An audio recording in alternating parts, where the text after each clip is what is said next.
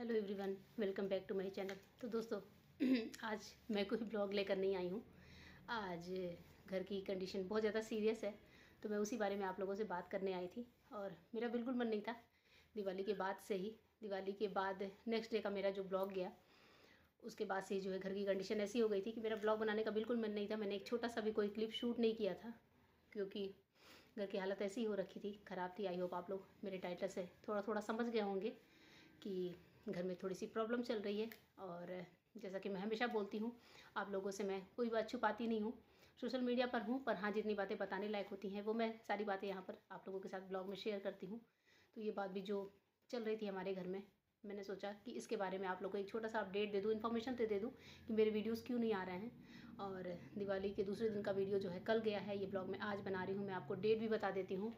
और आज है 23 नवंबर, यानी कि 23 नवंबर है आज।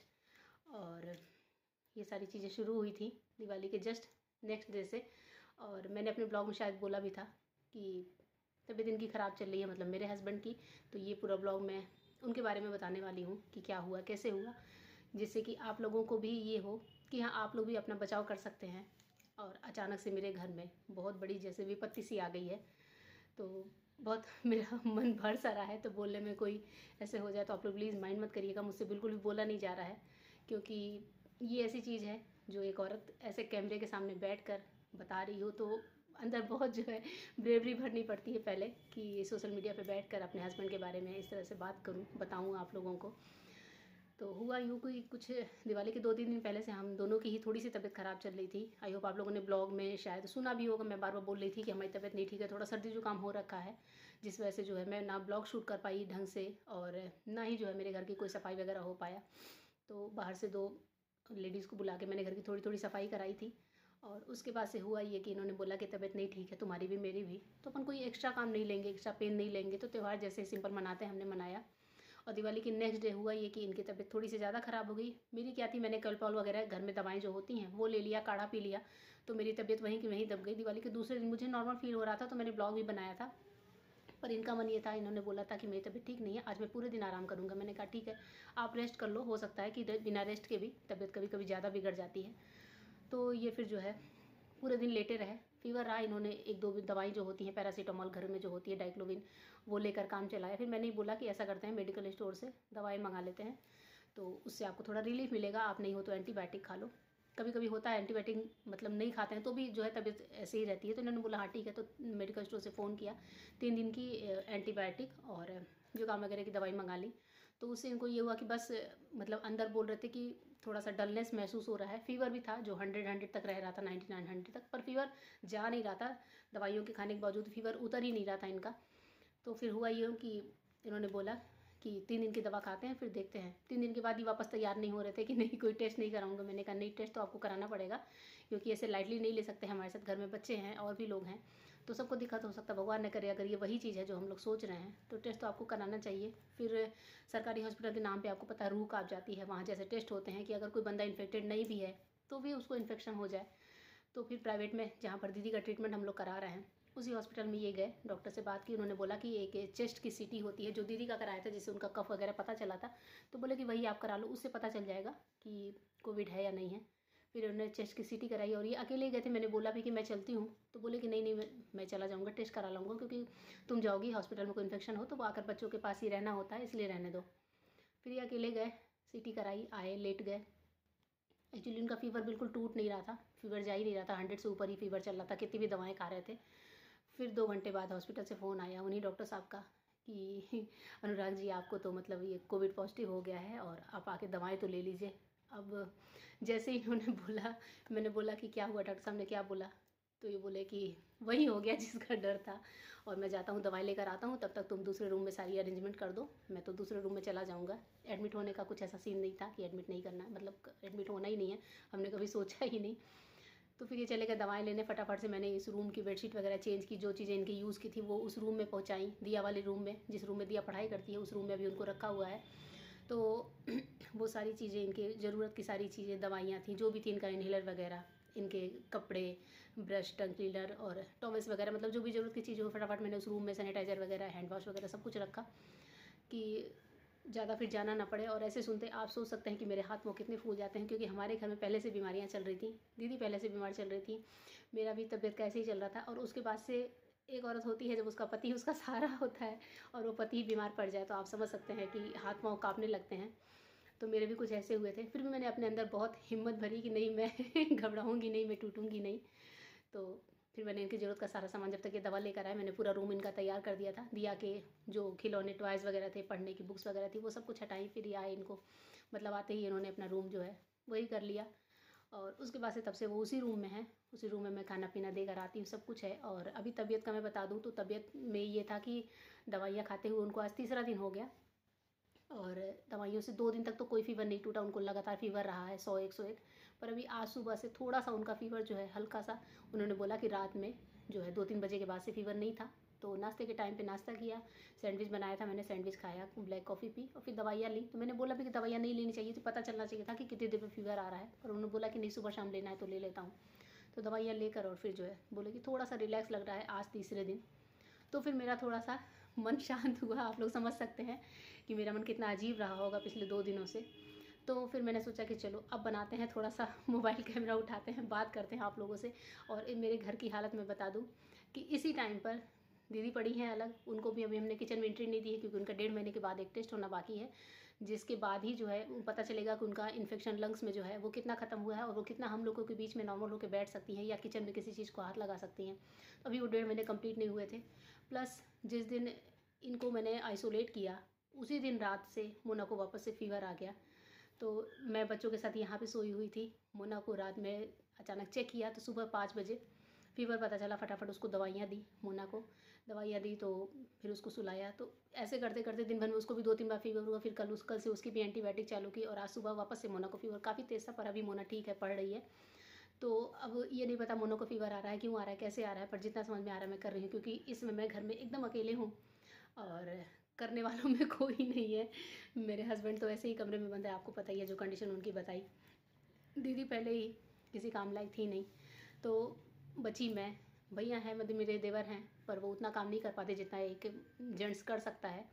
तो इसलिए जो है अब पूरा दारोमदार मेरे ऊपर आ गया है। सब्जियां मंगानी थी मैंने, वो महावीर भैया से बोलकर मंगाई। बाकी राशन वगैरह हमें ज़रूरत नहीं पड़ता, क्योंकि हम महीने का राशन एक साथ मंगा लेते हैं, तो उसमें कुछ घटता नहीं है, क्योंकि मुझे वीडियोज़ के लिए सारे सामान रखने पड़ते हैं, तो उसमें कोई दिक्कत नहीं। पर सब्जियों के लिए महावीर भैया पे अभी मैं फ़िलहाल डिपेंडेंस हो गई हूँ।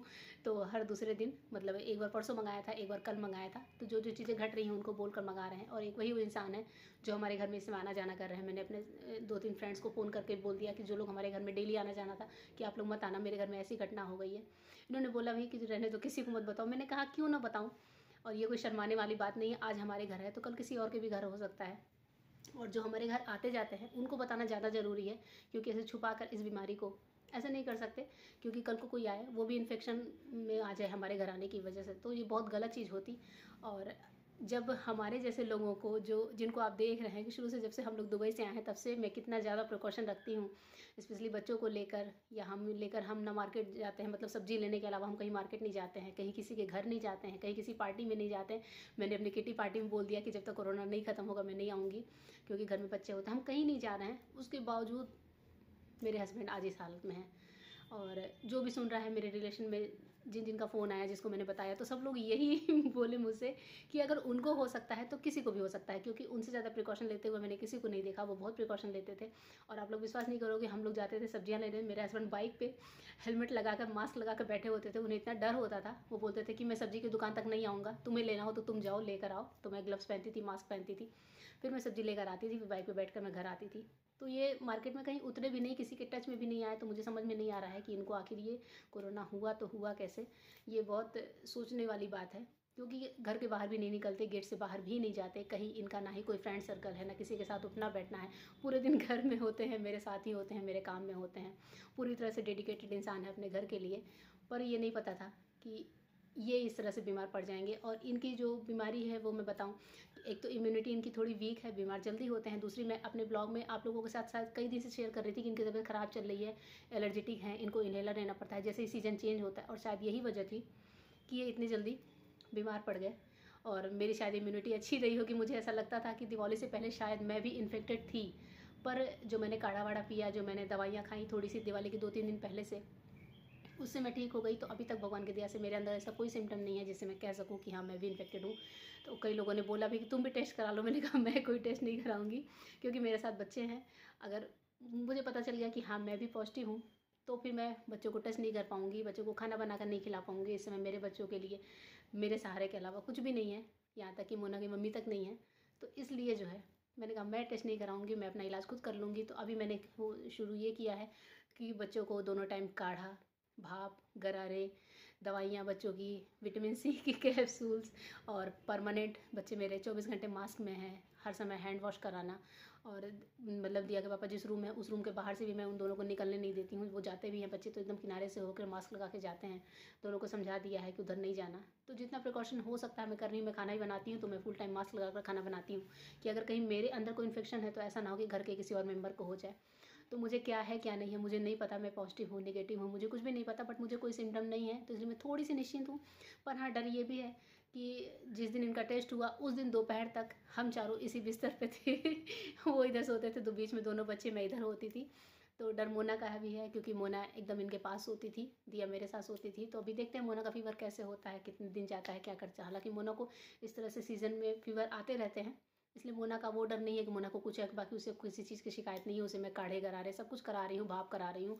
बहुत मन से मेरे दोनों बच्चे भाप ले लेते हैं, मुझे बिल्कुल परेशान नहीं करते। तो मुझे उसका डर नहीं है कि बच्चों को ऐसा कुछ होगा। पर फिर भी हम लोग पूरा प्रिकॉशन रख रहे हैं।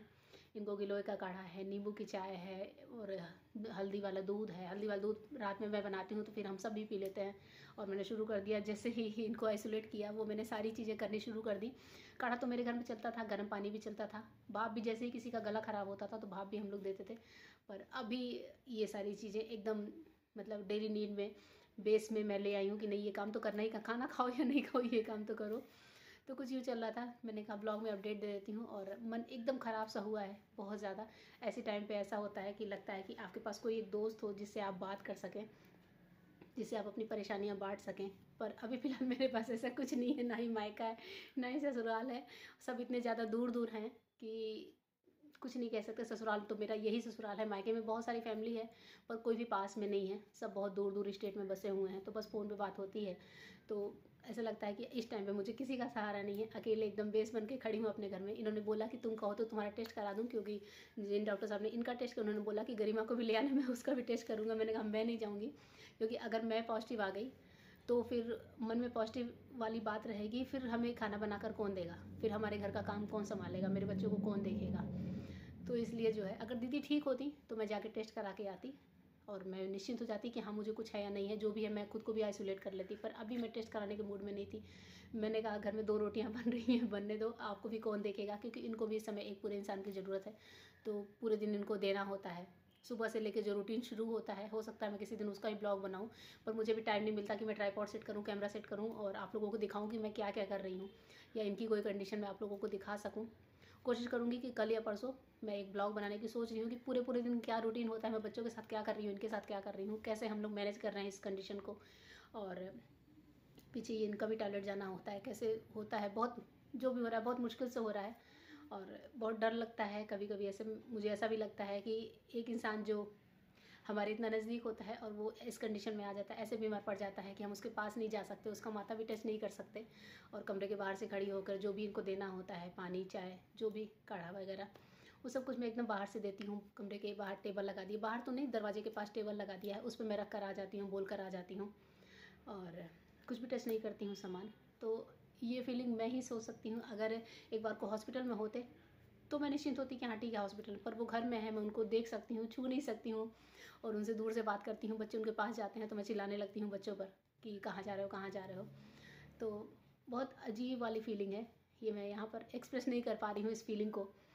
शायद आप लोगों में से अगर किसी के घर ये घटना हुई होगी तो आप लोग ज़्यादा बेटर समझ सकते हो। और इनकी हालत जैसी थी, फीवर नहीं उतर रहा था, तो एक बहुत बड़ा सिम्टम था कोरोना का, जिस वजह से बहुत अजीब सी हालत थी कि पता नहीं क्या होगा क्या नहीं होगा। पर अभी आज सुबह से लग रहा है कि नहीं, रिकवरी हो जाएगी।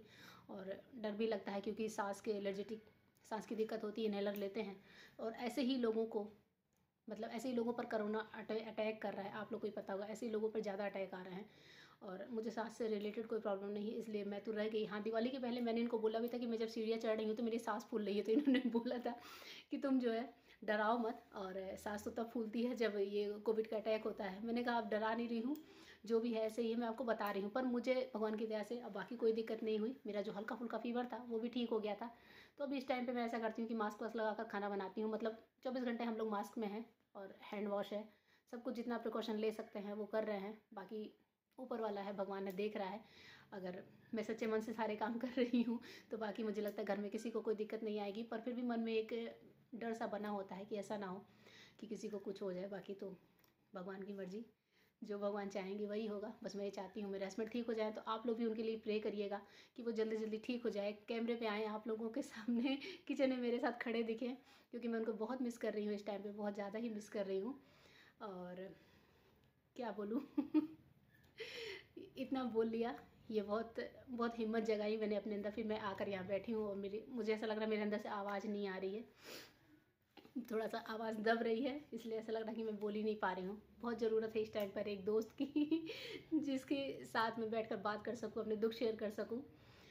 तो ठीक है, आई होप आप लोग मेरी बात समझ रहे होंगे, जो लोग भी मेरा वीडियो देख रहे होंगे मेरी बात समझ गए होंगे तो मैं कैसा और किसके लिए बोल रही हूँ। तो बस चलिए, आज आप लोग के साथ यही शेयर करना था, यही अपडेट देना था। मिलूँगी अपने नए ब्लॉग में, तब तक के लिए गुड बाय।